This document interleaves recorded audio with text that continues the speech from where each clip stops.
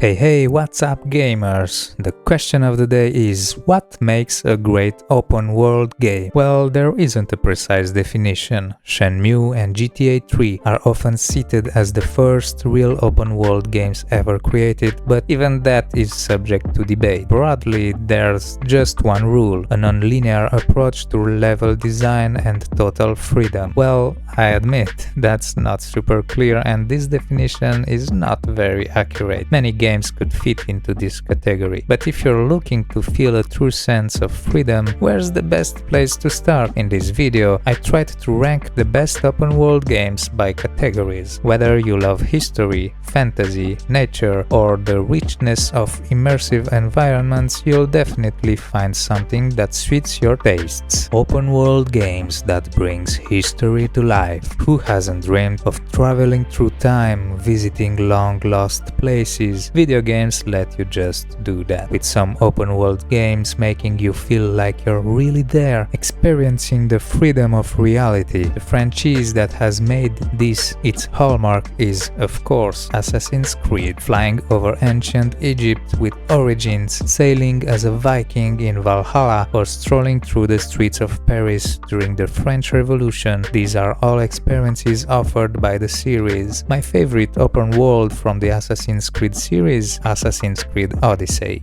without a doubt. Why? Well, first off, it's beautiful. Ancient Greece is appealing to almost everyone. The mythology, the landscapes, the monsters, and the historical context. You play as a Spartan during the Peloponnesian War, meeting figures like Socrates, Pythagoras, Hippocrates, Cleon, and Herodotus. All these ancient philosophers and scientists you studied in high school. The map is vast and you have a ship to sail across all of Greece. Want to visit Mykonos, Athens, or take a detour to Crete to battle the Minotaur? Go for it! Want to ride a Pegasus through the fields of Mount Olympus with the DLCs? Yes, you can. The freedom of exploration is immense. Climbing everywhere and wandering through Greek cities has never been more immersive than in Odyssey. And since Origins, the series has shifted away from its earlier focus on lore, simplifying things for newcomers who just want to enjoy the scenery. But it's not just Assassin's Creed when it comes to historical open worlds. We also have Kingdom Come: Deliverance, set in the medieval era with knights and everything that comes with it. This is a Kickstarter project that received over 1 million euros in funding and focuses heavily on RPG mechanics and realism. You can literally improve everything about your character, even their resistance to alcohol. If you love immersion and history, this game is a must-play. You really feel the freedom everywhere you go and on everything you do, with the sequel Kingdom Come: Deliverance 2 coming in 2025, you will have a lot to do in this open world universe. I also have to mention, of course, Ghost of Tsushima. There's no denying that the recreation of feudal Japan with its play of light, leaves and flowers is breathtaking. You play as a samurai during the Mongol invasion, slowly abandoning your honor and humanity to become the legendary Ghost of Tsushima, a feared figure in feudal Japan. The map isn't flooded with question marks to show how much interaction there is. No, the map starts blank and you just wander around. You might find some tents in the mountains, sure, but nothing will point them out to you beforehand. The game greatly rewards curiosity and you don't even have a mini-map.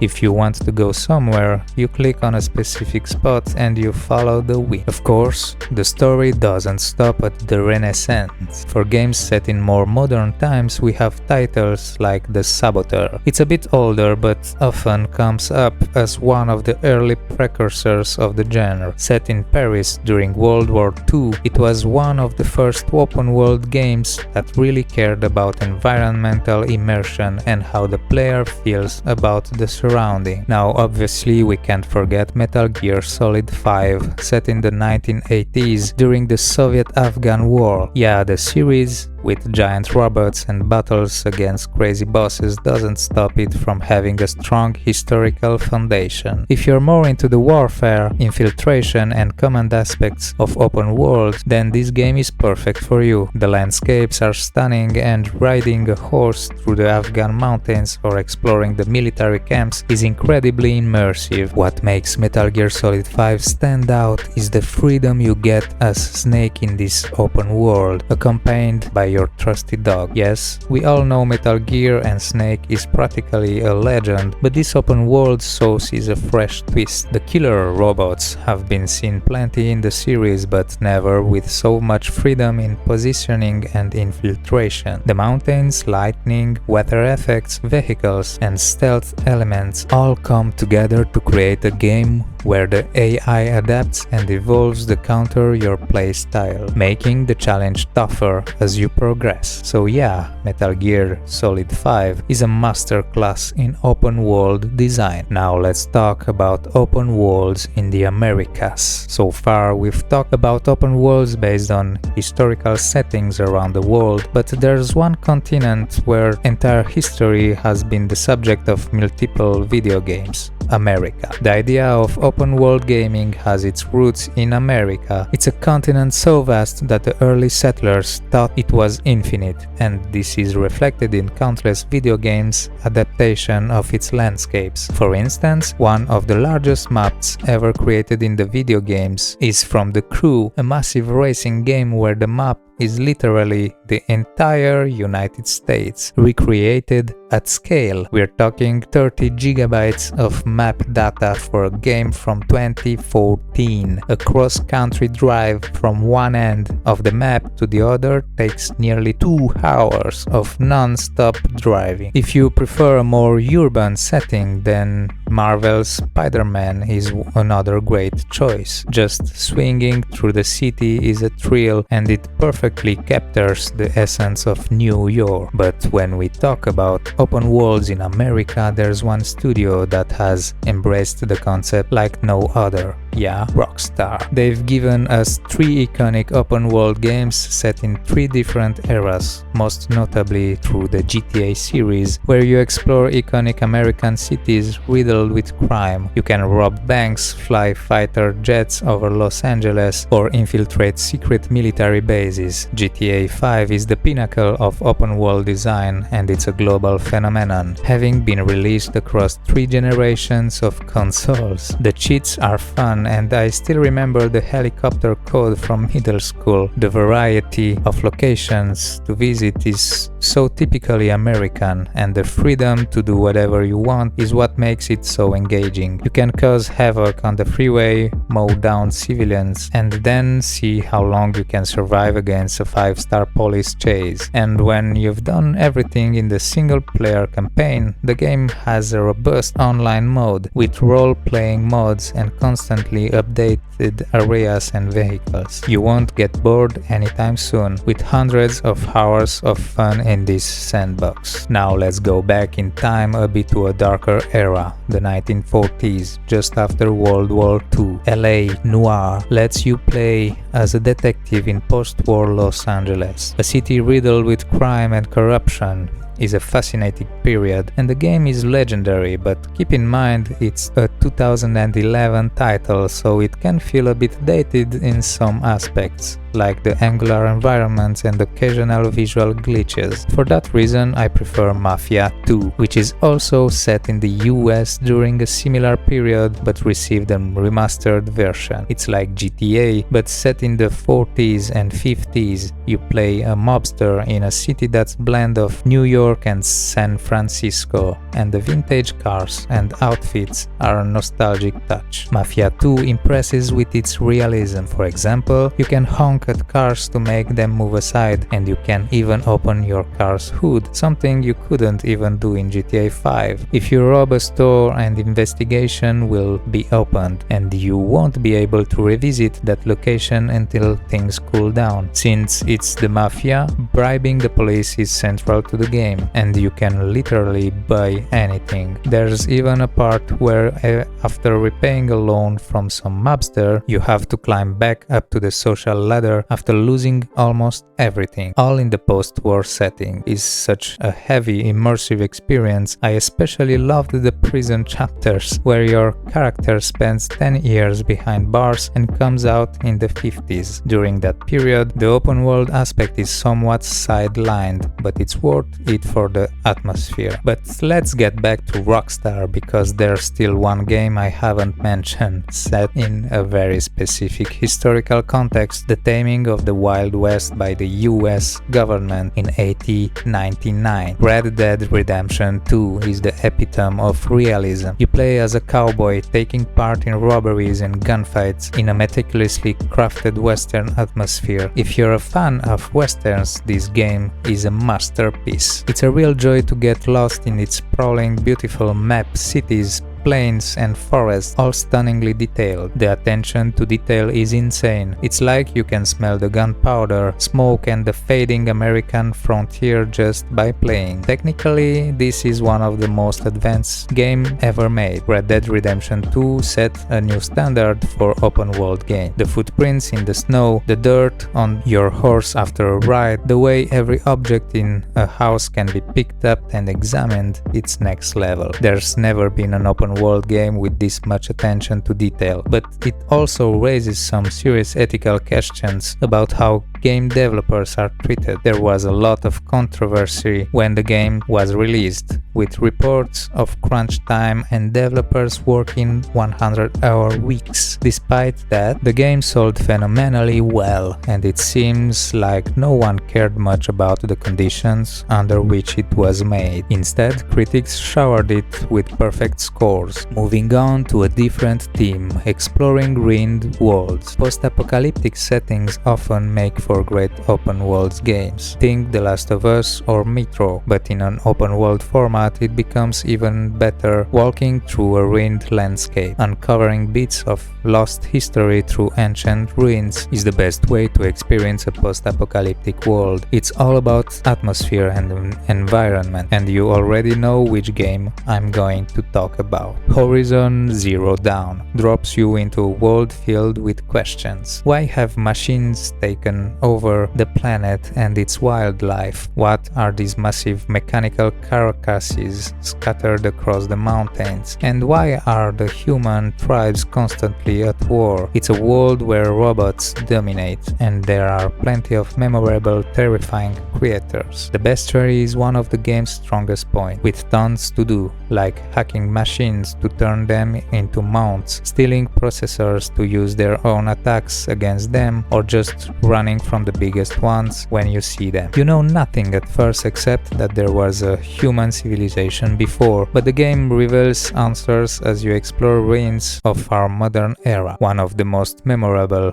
moments in Horizon Zero Dawn is climbing a towering skyscraper and meeting Ted Farrow, a billionaire a la Elon Musk, who explains the truth behind the machine. It's a pivotal moment filled with revelations. Now, when it comes to post-apocalyptic open worlds, Fallout is a series that absolutely must be mentioned. Whether it's Fallout 3, Fallout New Vegas or Fallout 4, they all revolve around life after nuclear devastation. You leave a vault designed to protect a select group of people and enter a destroyed world full of dangers, from mutated creatures to hostile human factions. One of the strongest aspects of Fallout is the sense of discovery, wandering through desolate cities, underground bunkers and creepy abandoned buildings. You're constantly piecing together stories through notes, radio signals or skeletons left behind. Fallout New Vegas is considered a fan favorite, largely because of its intricate storyline and deep RPG mechanics. Set in a post-apocalyptic version of Las Vegas, it has everything from intense factions politics to Wild West-style shootouts. The factions in New Vegas, like the NCR, the Legion or Mr. House, are constantly vying for control, and your choices can influence the entire game world. One of the game's defining features is how free it makes you feel with multiple endings based on your alliances. Then there's Fallout 4, which takes things further with its settlement building mechanics. Here you can literally build your own towns and fortress from the debris of the old world. It adds a more personal touch to the experience, letting you craft safe havens for survivors, defend them against attacks, and even recruit settlers. While the RPG elements may have been somewhat simplified compared to previous entries, the game world itself is dense with secrets and unforgettable locations. Now, fantasy heroic open worlds. We move on to a true gem in open world gaming, a game many consider one of the greatest ever made, The Witcher 3 Wild Hunt. If you're into lore-heavy, narrative-driven games, The Witcher 3 is a masterpiece. You play as Geralt of Rivia, a monster hunter for hire, traveling through war-torn lands, hunting down terrifying creatures and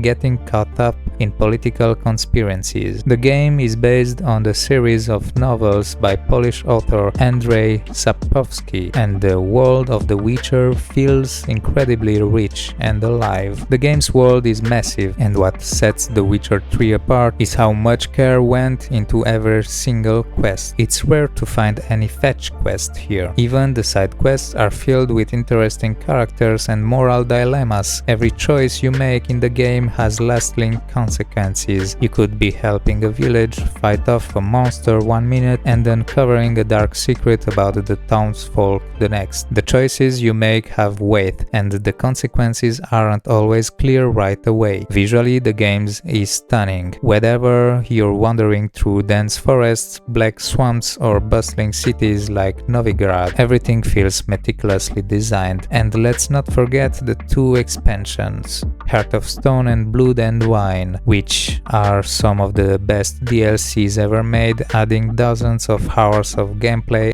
and new regions to explore. What also makes The Witcher 3 stands out is Geralt himself. He's not a blank slate like in many RPGs. He has his own personality, his own relationships, and a history with other characters that plays a huge role in how events unfold. This depth of character combined with the freedom to explore a vast, beautifully crafted world makes The Witcher 3 an unforgettable experience. Of course, no discussion about open world games would be complete without mentioning The Legend of Zelda Breath of the Wild. The game revolutionized the genre by giving players unprecedented freedom to explore a massive, seamless world from the moment they start, even if it's not my favorite one, but it's my personal opinion. You wake up as a Link, tasked with defeating Calamity Ganon, but what you do from that point is entirely up to you. The game doesn't hold your hand with constant objectives or markers. Instead, you are encouraged to follow your curiosity, climb mountains, glide through the air, or craft your own solutions to environmental puzzles. The sense of exploration in Breath of the Wild is unmatched. The world of Hyrule is filled with ancient ruins, hidden treasures, and mysterious shrines, and it's up to you to discover them at your own pace. The game's physics-based system allows for an incredible amount of creativity in solving problems. For instance, you can defeat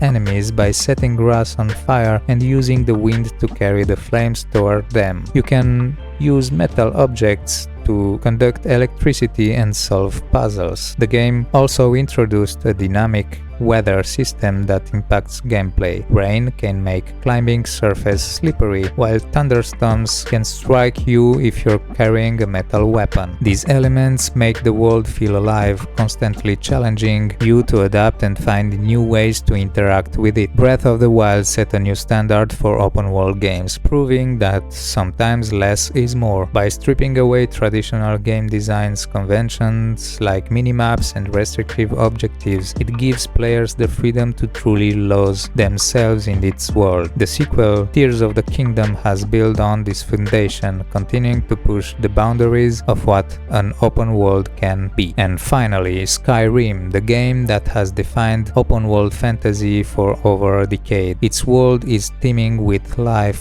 from random encounters with wolves to epic dragon battles. Skyrim's side quests are legendary, and its map feels like a living, breathing ecosystem where every action has consequences. But does an open world really need to be vast? Sometimes bigger isn't better. Look at No Man's Sky. It promised a procedurally generated universe with 18 trillion planets, but ultimately fell short of its initial hype. On the other hand, smaller, more focused open worlds like Yakuza 0 or Deus Ex Mankind Divided prove that quality over quantity can deliver a more immersive experience. In the end, an open world game doesn't need to be large, it just needs to evoke emotion. Don't measure a game by the number of hours it offers, but by the feeling it stirs within you. As game development continues to push technological boundaries, we can only expect that future open world titles will offer even more detailed, immersive and expansive experiences. Let me know as usual in comments which open world is the next on your list to play. Thank you for watching, and if you enjoyed this video, please drop a like and subscribe to never miss anything on the channel. Until next time, happy gaming everyone, bye bye.